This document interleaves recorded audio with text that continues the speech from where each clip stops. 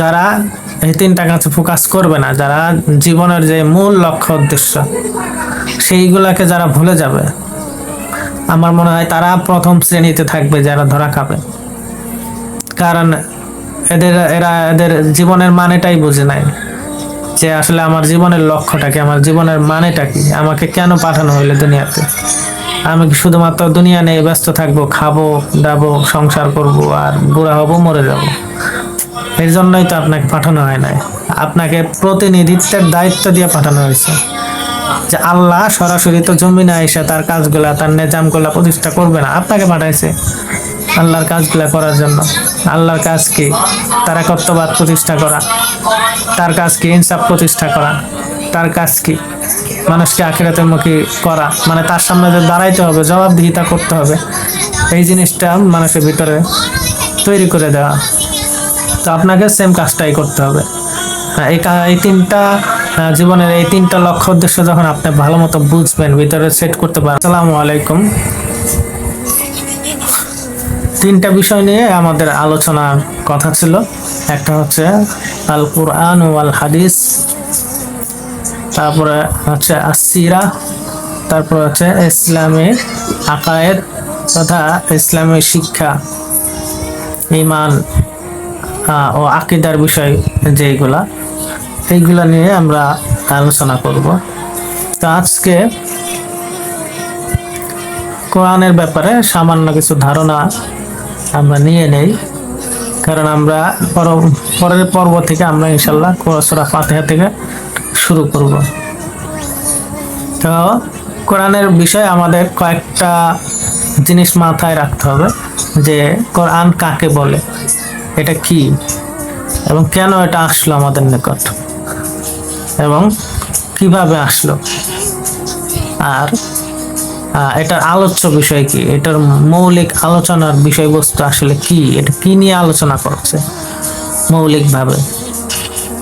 এমনিতে তো কোরআনের ভিতরে সবকিছুই আছে, দুনিয়ার আখিরাত এবং দুনিয়ার শুরু থেকে নিয়ে শেষ পর্যন্ত, মানে টোটাল একটা সৃষ্টির একটা ধারণা, একটা তথ্য কোরআনের ভিতরে দেওয়া আছে। কিন্তু এটা মৌলিকভাবে এটা কোন কোন বিষয় নিয়ে আলোচনা করছেন আর এটার লক্ষ্য উদ্দেশ্য কি, তো আমরা একে একে জেনে নেব। তো প্রথম নাম্বার হচ্ছে কোরআন আসলে কি।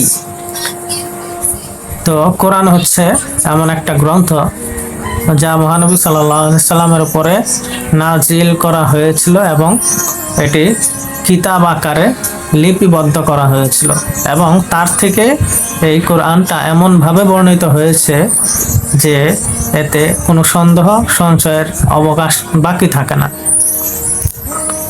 আর কোরআন শুধুমাত্র শব্দ নয়, আবার শুধুমাত্র অর্থও নয়। কোরআন হলো শব্দ ও অর্থ উভয়টারই সমষ্টি। তো এই পরিচয়টা আমার কাছে খুব ভালো লাগছে, যেটা নুরুল আনোয়ার কিতাবে লেখা আছে।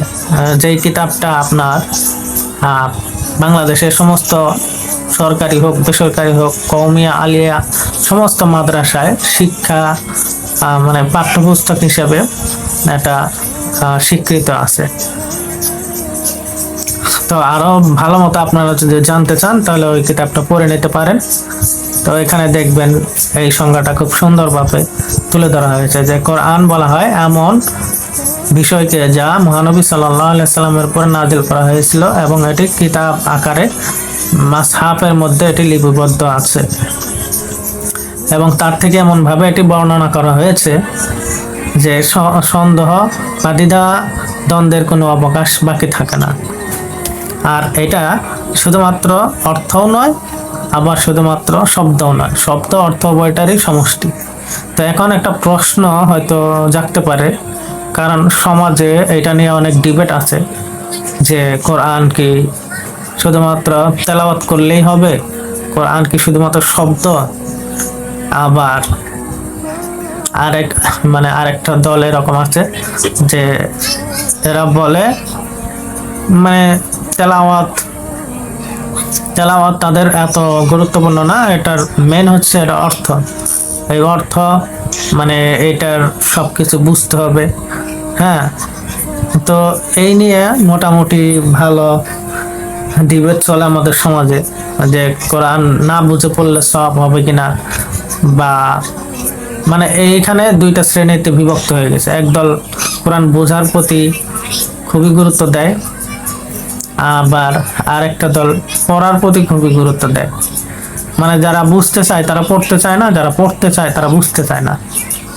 এখন কথা হলো, যদি আমরা এই সংজ্ঞাটাকে মেনে নেই, এটা তো একটা অথেন্টিক একটা পরিচয় কোরআনের, যে এটা শুধুমাত্র শব্দকেও বলে না, আবার অর্থকেও বলে না, উভয়টার সমষ্টির নামই হচ্ছে কোরআন। কারণ মহান আল্লাহ তাআলা যখন এটা আমাদের নবীর কাছে নাজিল করেন, এটা শুধুমাত্র শব্দ রূপেই নাজিল করেন না, এটা অর্থও আল্লাহ নিজেই নাজিল করেন। হ্যাঁ, তাহলে আমরা যারা এই কাজ করি, যে যারা শুধু মুখস্থ করি, হাফিজ হই, তারা এটার অর্থ বোঝার প্রতি তেমন একটা গুরুত্ব দেই না। মনে করি যে এটার কাজ আমার শেষ, এটা মুখস্থ করছি, এটা 100% আমি আদায় করে ফেলছি। আবার যারা শুধুমাত্র এটার অর্থ নিয়ে ব্যস্ত থাকেন, তারা পড়তে জানেন না, তারাও এটা আত্মসন্তুষ্টিতে ভোগেন, যে আমরা তো পড়তে না পারলে কি হবে, আমরা তো বুঝতে পারি, বোঝাটাই তো মেন। তো এখানে আপনারা বিষয়টা খেয়াল রাখবেন, যে পড়তেও যেমন হবে, বুঝতেও তেমন হবে। এই দুইটা কাজের সমন্বয়ে যখন আপনারা করবেন, তখন এটা কোরআন হবে। অন্যথায় সম্পূর্ণ কোরআন হবে না। হয়তোবা আপনি অর্থ বুঝছেন, নতবা আপনি শব্দ বুঝছেন বা শব্দ মুখস্থ করছেন, দুইটার একটা। তাহলে পরিপূর্ণভাবে কোরআনের হক, মানে কোরআনের যে 5টা হক আছে, এই হকগুলো আদায় করার জন্য কোরআন যেমন ভাবে আপনাকে এটা শব্দ মুখস্থ করতে হবে, বুঝতে হবে, পড়া শিখতে হবে, এবং সাথে সাথে অর্থটাও আপনাকে জানা থাকতে হবে। কারণ অর্থটাই হচ্ছে মেন ফোকাস। অর্থ যদি না বুঝেন, আল্লাহর পক্ষ থেকে আপনার প্রতি কি বার্তা, কি মেসেজ, সেগুলো তো আপনি বুঝতে পারবেন না। তো যাই হোক, আমরা কোরআনের ব্যাপারে জানলাম, কোরআন কি। এখনো কথা হলো, কোরআন কেন আসলো। তো আল্লাহ তাআলা নিজেই বলে দিয়েছেন কোরআন কেন আসলো।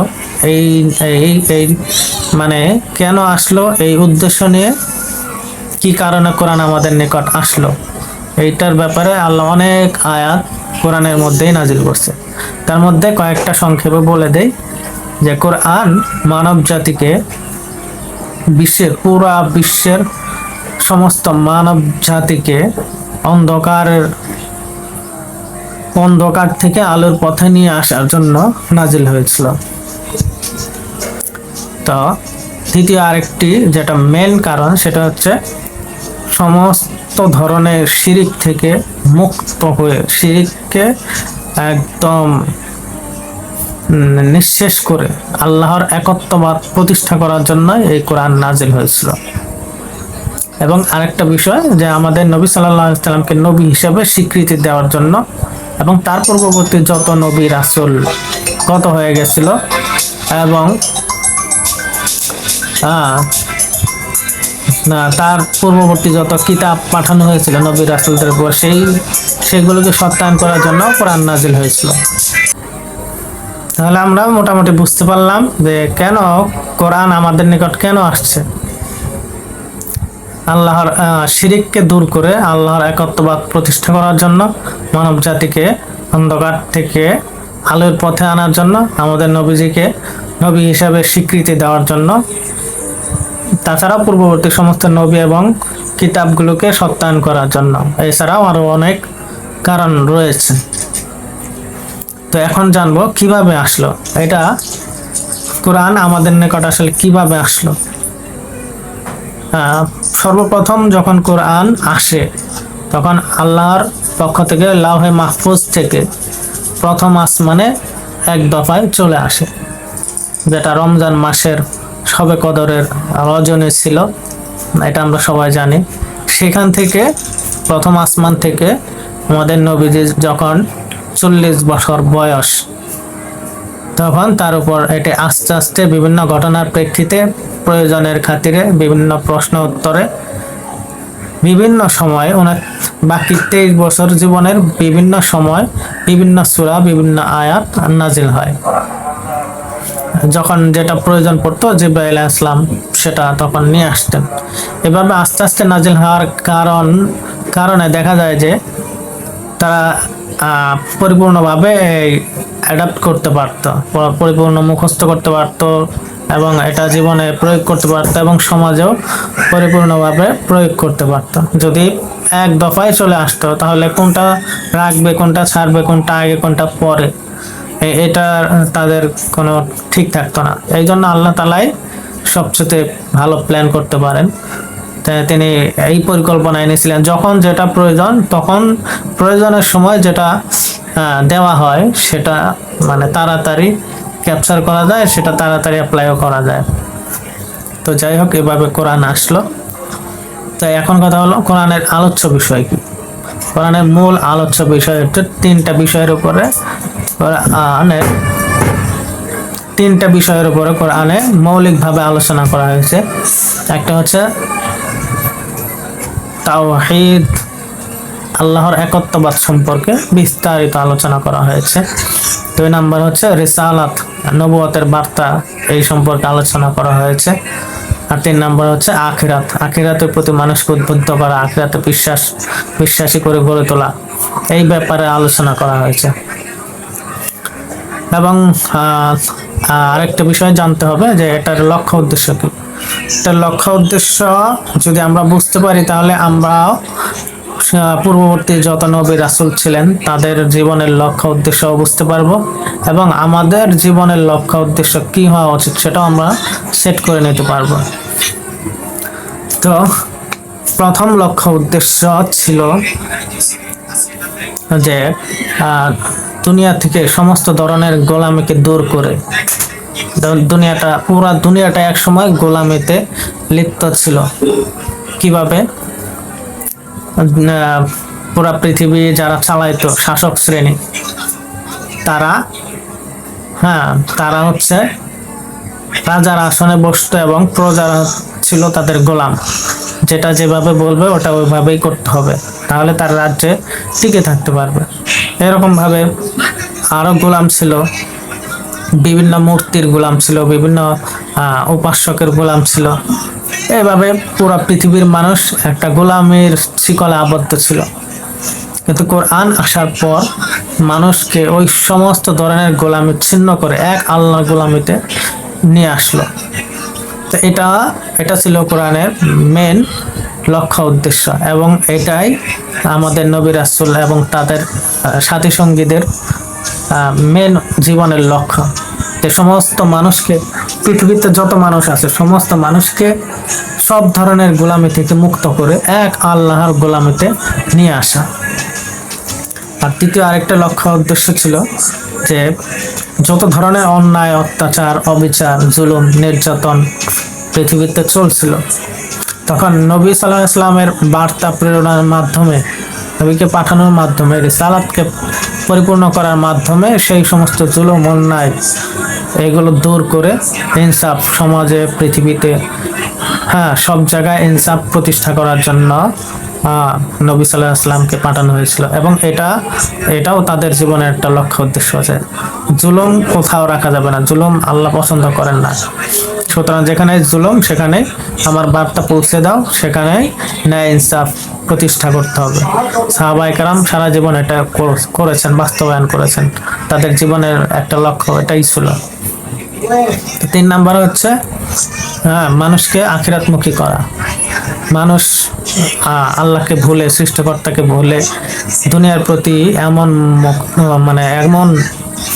মত্ত হয়ে পড়ছিল যে আখিরাত বা পরকাল বলতে যে কিছু আছে, মানে তাকে যে পরজীবনে আবার জবাবদিহিতা করতে হবে, কারোর সামনে দাঁড়াতে হবে, এটা ভুলেই গেছিল। এবং এই জীবনের পর আর একটা জীবন আছে, সেখানে সুখ দুঃখ আনন্দ এইগুলা আছে, এইগুলা মানুষ একদম ভুলেই গিয়েছিল। তো মহান আল্লাহ তাআলা এই কোরআনের মাধ্যমে তাদেরকে সেটা স্মরণ করে দেওয়ার জন্য বিভিন্ন নবী রাসূল প্রেরণ করেছেন। এবং নবী রাসূলদের জীবনের একটা লক্ষ্য উদ্দেশ্য এটাও ছিল যে আমরা ওই ভুলে যাওয়া মানুষগুলোকে, যারা আখিরাতকে ভুলে গেছে, আখিরাত প্রতি যাদের কোনো আগ্রহ নাই, ভালোবাসা নাই, দুনিয়ার প্রতি যাদের সব মহাব্বত, সবকিছু দুনিয়াকে কেন্দ্র করে, তাদেরকে আমরা আখিরাতমুখী করব, আখিরাতের প্রতি উদ্বুদ্ধ করব। তো এই তিনটাই মূলত কোরআনের লক্ষ্য উদ্দেশ্য, এবং যত নবী রাসূল ছিলেন তাদের লক্ষ্য উদ্দেশ্য জীবনের এই তিনটাই। তাহলে আমরা এখন সিদ্ধান্ত নিতে পারবো যে আমাদের জীবনের লক্ষ্য উদ্দেশ্য আসলে কি হওয়া উচিত। বিভিন্ন জায়গায় বিভিন্ন কথা বলা হয় যে একজন মানুষের বা একজন মুসলিমের জীবনের লক্ষ্য উদ্দেশ্য কি হওয়া উচিত। কেউ বিভিন্ন ধরনের উত্তর দেয়। কেউ বলে আল্লাহর সন্তুষ্টি, কেউ কেউ বলে হচ্ছে কি জান্নাত পাওয়া, জাহান্নাম থেকে মুক্তি পাওয়া, এগুলো তো আছেই, কিন্তু মেন লক্ষ্য উদ্দেশ্য কি হওয়া উচিত? আল্লাহর জমিনে আল্লাহর সাথে যত শরিকানা আছে, যত শিরিক আছে, সেগুলোকে উৎখাত করতে হবে এবং সেই জায়গায় আল্লাহর একত্ববাদকে, তাওহীদকে প্রতিষ্ঠা করতে হবে। এটাই মেন লক্ষ্য। এটার জন্যই মূলত দুনিয়াকে সৃষ্টি করা হয়েছে, যে দুনিয়াতে আল্লাহর জমিনে আল্লাহর প্রতিনিধিত্বই চলবে, আর কারো না। এখানে কারো মালিকানা বা কারো শরিক আনার কোনো সুযোগ নাই, কারণ কেউ এই আসমান জমিন কেউ সৃষ্টি করে নাই। এটা আল্লাহ যেমন সৃষ্টি করছে, আল্লাহ এই প্রকৃতপক্ষের মালিকানায় আছে। সুতরাং যে প্রকৃতপক্ষে মালিক, তার আইন কানুন চলবে, এটাই স্বাভাবিক। এখানে মানুষের আইন কানুন চলতে পারে না। তো এই যে শিরিক চলতেছে পুরো বিশ্বব্যাপী, এই শিরিক থেকে বের হয়ে আল্লাহর একত্ববাদ কিভাবে প্রতিষ্ঠা করা যায়, এটা জীবনের লক্ষ্য স্থির করতে হবে। আমরা নানান জনের নানান কথা বলতে পারি, তা জীবনে কোনো আসলে নির্দিষ্ট কোনো লক্ষ্য উদ্দেশ্য নাই।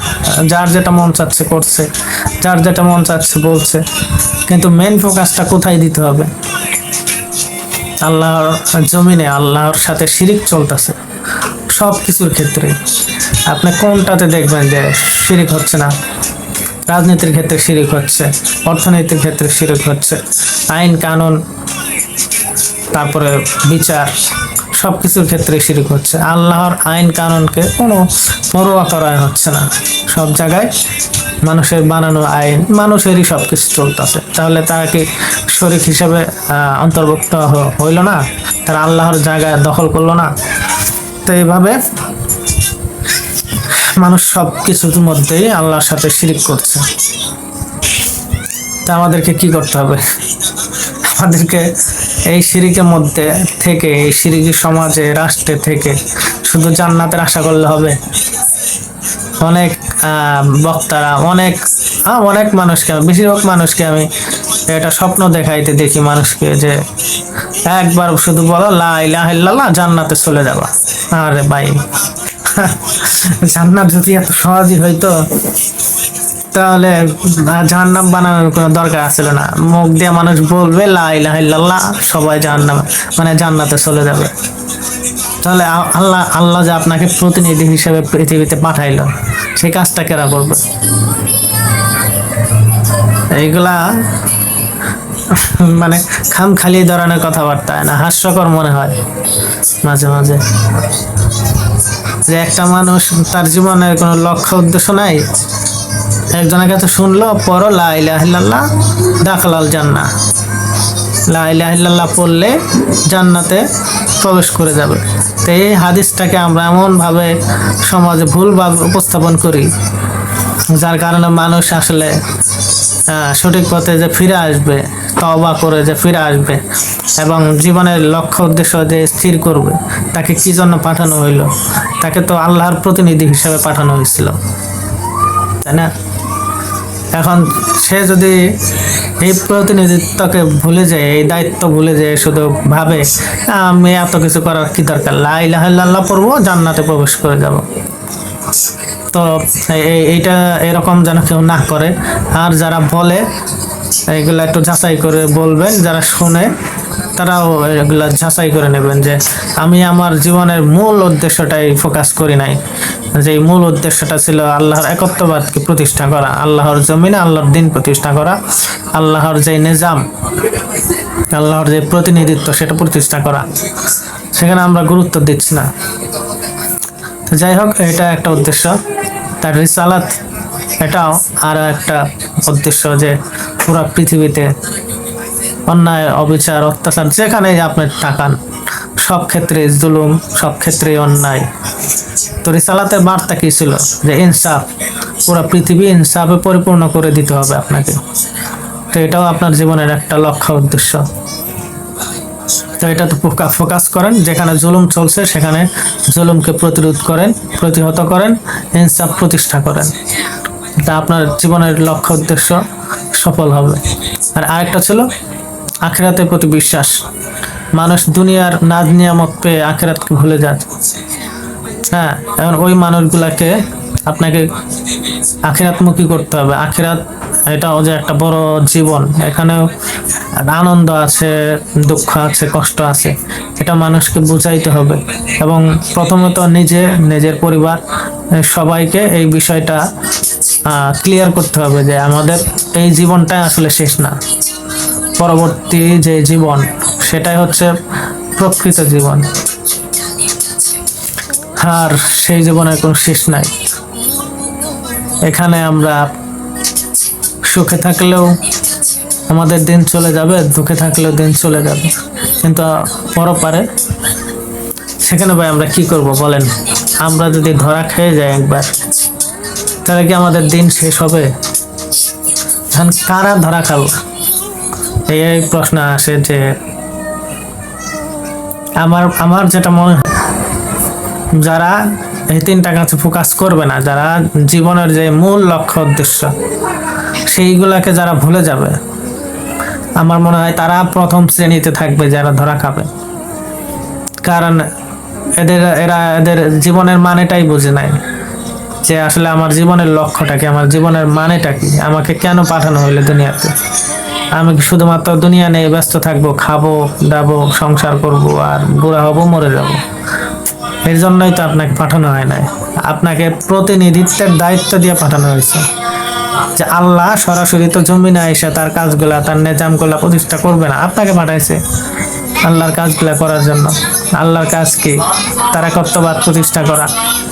তার কাজ কি? ইনসাফ প্রতিষ্ঠা করা। তার কাজ কি? মানুষকে আখিরাতের মুখী করা, মানে তার সামনে যে দাঁড়াইতে হবে, জবাবদিহিতা করতে হবে, এই জিনিসটা মানুষের ভিতরে তৈরি করে দেওয়া। তো আপনাকে সেম কাজটাই করতে হবে। এই তিনটা জীবনের এই তিনটা লক্ষ্য, উদ্দেশ্য যখন আপনি ভালো মতো বুঝবেন, ভিতরে সেট করতে পারবেন, তখন ইনশাল্লাহ আশা করা যায় সামনের দিকে যাইতে পারবেন। তো যাই হোক, অনেক কথা বললাম, এত লম্বা কথা আমি জানি অনেকে শুনতে হয়তো বিরক্ত লাগতে পারে, তবে আশা করি বিরক্ত হবেন না। কারণ হলো এটা আমি প্র্যাকটিস করতেছি। আর মানে ধরেন যে প্রথম কিছুটা বিরক্ত হবেন, কারণ হচ্ছে আমি এটা প্রফেশনাল ওরকম বক্তাও না যে কোথাও কথা বলি। আমি 2-4 জন মানুষের সাথে কথা বলতে যে অনেক সুন্দর কথা বলতে পারি, কিন্তু এই যে ক্যামেরার সামনে আসলে অনেক জানা বিষয়গুলো ভুলে যায়। মনে হয় যে আসলে এগুলা কিছুই জানি না, কোনটা আগে বলবো কোনটা পরে বলবো, মানে শব্দ চয়ন কিভাবে করব, এই বিষয়গুলো আসলে মানে বাধাগ্রস্ত করে আমাকে। তো যাই হোক, বলতে বলতে ইনশাল্লাহ সবকিছু ঠিক হয়ে যাবে। আর হচ্ছে প্র্যাকটিসই সবকিছু। মানে আমি একটা জিনিস দেখছি যে আমি যতই মানে অ্যাকুরেট হইতে যাব ততই ভুল হবে। কারণ ওই অ্যাকুরেট হওয়ার চিন্তা ভাবনা বাদ দিয়ে দিতে হবে। তাহলে প্রথম কাজ হচ্ছে শুরু করে দেওয়া। ইনশাল্লাহ আমরা শুরু করে দিছি, এবং এটা প্রথম পদক্ষেপ। ইনশাল্লাহ পরবর্তী পর্ব থেকে আমরা সূরা ফাতিহা থেকে আলোচনা করা শুরু করব। মূল উদ্দেশ্য হচ্ছে মানুষকে, আমার ব্যক্তিগত উদ্দেশ্যের কথা বলি না, আমি যে আপনাদেরকে কিছু শিখাবো এটা আমার মূল উদ্দেশ্য না। মূল উদ্দেশ্য হচ্ছে আমার এই টপিকগুলো ভালো লাগে, এই বিষয়গুলো ভালো লাগে, আমি ছোটবেলা থেকে এইগুলা করি।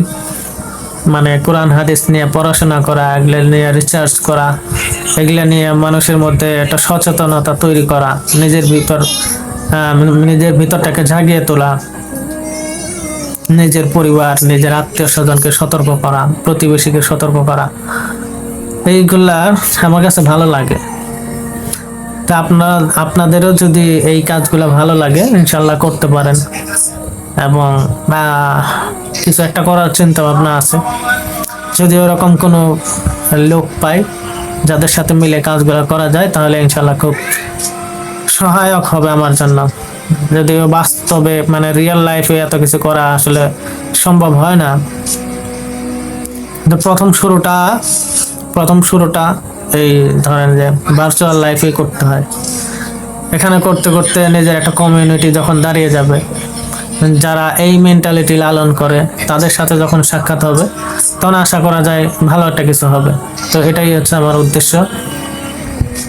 আর মূলত আপনাদের কাছ থেকে আমার শিখার উদ্দেশ্যটা এটাই মেন। কারণ আমি যখন কথা বলবো তখন হয়তো অনেক ভুল হবে, আর এডিটিংয়েও আমি অত এক্সপার্ট না যে ভুলগুলো কারেকশন করব, আর এটা আমার পক্ষে সম্ভব না। কেন, আপনারা ভুলগুলা ধরে দেবেন এবং কোথায় কোথায় ভুল হয়েছে জায়গাগুলো ধরে দেবেন, ইনশাল্লাহ আমি কারেকশন করে নেব। তো এইভাবেই দেখা যাবে যে আমার ভিতরে পারফেকশন দিন দিন আসতেছে। তো আগে যদি আমি চিন্তা করি যে না আমার পারফেক্ট হইতে হবে, তাহলে তো শুরু করা মুশকিল। তো যাই হোক, অনেক কথাই বললাম। ভালো থাকবেন সবাই, আর আপনাদের মতামত জানাতে পারেন কাজগুলো আসলে কিভাবে করলে ভালো হয়, হ্যাঁ, আর কোন বিষয়গুলা গুরুত্ব দিতে হবে, কোন বিষয়গুলা অ্যাভয়েড করতে হবে, এইগুলো যদি আপনার কারো ধারণা থাকে এগুলো জানাতে পারেন ইনশাল্লাহ। আসসালামু আলাইকুম, ভালো থাকবেন সবাই।